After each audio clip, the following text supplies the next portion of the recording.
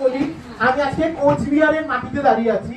তো কোচবিহারের মাটিতে দাঁড়িয়ে এসে আমি তোমাদেরকে একটা কথা বলছি, কোচবিহারের যত যত মেকআপ আর্টিস্টরা আছো, কোচবিহারের যত ভালোবাসার মেকআপ আর্টিস্টরা আছো, আর যত ক্লায়েন্ট আছো, সবাইকে আগেই আমি এই যে তোমরাই আমাদের লক্ষ্মী। আজকে ওদের স্যার হিসাবে এখানে অনেক স্টুডেন্ট ক্লাস জয়েন করেছে আমার।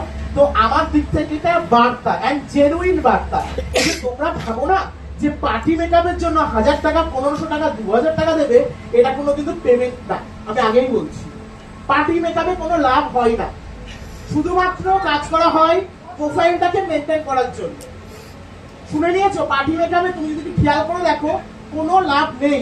পার্টি মেকআপেও যা লাগে সেই সেম প্রোডাক্ট কিন্তু আমাদের ব্রাইডালেও লাগে। এটা একদম জেনুইন কথা। আমরা প্রত্যেকটা মেকআপ আর্টিস্ট জানি এটা কি সত্যি না মিথ্যে। আরো পার্টি মেকআপে বেশি ঝামেলা, তার মধ্যে একটু বেশিই কথা। হ্যাঁ, চুল এলোমেলো করে আসবে, তবে তখন আবার ঠিক করতে চলে আসবে। না না, এগুলো করো, ভালো কথা। কিন্তু তোমাদের একটা কথা বলে দিচ্ছি, ব্রাইডাল করে তাও বা মেকআপ আর্টিস্টরা একটু লাভ করতে পারে, মানে লাভবান হয়, কিন্তু পার্টি মেকআপ করে হয় না।